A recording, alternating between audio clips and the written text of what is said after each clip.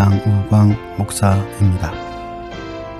오늘은 바울의 고린도 교회에서의 고난에 대해서 함께 상고해 보고자 합니다.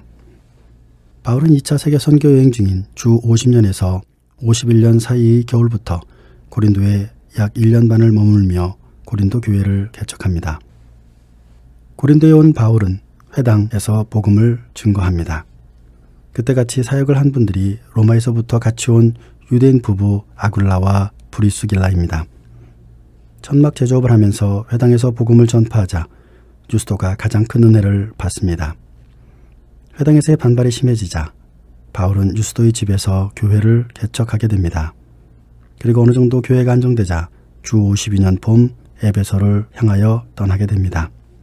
겨울처럼 딱딱한 심령이 바울을 통하여 봄의 심령처럼 새 생명이 시작된 것을 본 바울은 기쁜 마음으로 고린도를 떠나게 됩니다. 에베소에 도착한 얼마 후 사도 바울은 고린도 교회의 소식을 듣게 됩니다. 그것은 고린도 교회에 분열이 나타났다는 것입니다. 그 이유는 크게 두 가지입니다.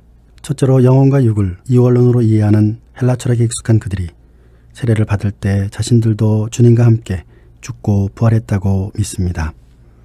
그러다 보니 그들은 나타나는 은사들에 관심을 가지기 시작합니다. 그래서 강조되는 것이 방언과 예언이었습니다. 둘째로 헬라 철학의 영향으로 말 자랑과 지식 자랑이 늘어났습니다. 그러면서 그들의 영적 우월성에 너무나 크게 생각한 나머지 우상의 신전에 바쳐진 고기나 혹은 그 성전의 성창들과의 관계를 하기에 이릅니다. 이미 구원을 받았으니 몸은 무슨 짓을 해도 괜찮다고 생각했던 것입니다. 그러자 거기에 반대되는 운동이 나타납니다. 금욕주의입니다. 심지어는 부부간의 관계조차 피해야 한다고 말합니다. 결혼을 삼가해야 된다고 말합니다. 시장에서 파는 고기를 먹지 말아야 된다고 말합니다. 그것들은 우상에게 바쳐진 것이니 말입니다. 이 둘은 결국 서로에 대한 반목을 형성하기에 이르렀습니다. 이러는 사이 아볼로가 베드로와 함께 고린도 교회를 방문합니다. 그러나 이 둘의 방문은 생각지 않은 방향으로 문제가 나타나기 시작했습니다. 뛰어난 설교자이자 목회자인 아볼로의 학식에 소피스트들에게 영향을 받은 고린도 교인들이 열광하기 시작한 것입니다. 아볼로파가 시작된 것입니다. 베드로 역시 유대 그리스도인들과 금욕주의적인 성향을 보인 그리스도인들에게 열광적인 환대를 받게 됩니다. 베드로파가 나타난 것입니다. 그러자 자신들의 교회를 세운 바울을 잊어서는 안 된다는 사람들이 나타났습니다. 바울파가 나타난 것입니다. 세례를 통해 직접 그리스도와 성령으로 교제할 수 있다는 주장을 하는 이들은 그리스도파를 강조하기 시작했습니다. 그리스도파가 나타났던 것입니다. 고린도 교회는 지정학적인 위치로 인해서 지금의 올림픽과 비슷한 경기가 2년에 한 번씩 열려 많은 돈이 유입되었습니다. 바다의 신인 포세이돈, 사랑의 여신인 아프로디테를 섬기는 이들이 많아서 성적으로도 아주 문란한 도시였습니다. 그러한 일들이 자연스럽게 교회에 들어오기 시작했고 타락하기 시작했던 것입니다.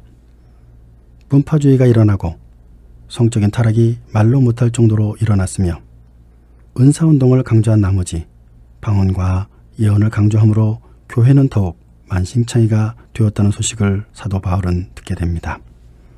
그들을 권면하기에 편지를 보냈지만 별 효과를 거두지 못합니다. 그러자 사도 바울은 직접 고린도 교회에 찾아갑니다.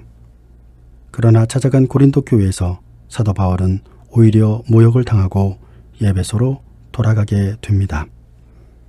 이것이 고린도에서의 첫 번째 사도 바울의 실패요 시련이었습니다.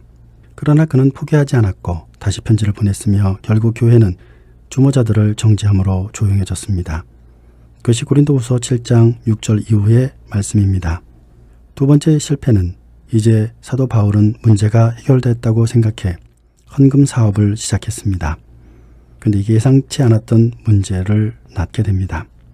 사도 바울이 직접 고린도에 가지 않은 상황에서 시작한 선교 헌금은 거짓 사도들에 의해 선동되고 문제가 발생되기 시작했습니다. 이 문제는 고린도후서 10장에서 13장에 보면 결국 사도 바울에 의해 정죄되고 해결되는 것을 볼 수 있습니다.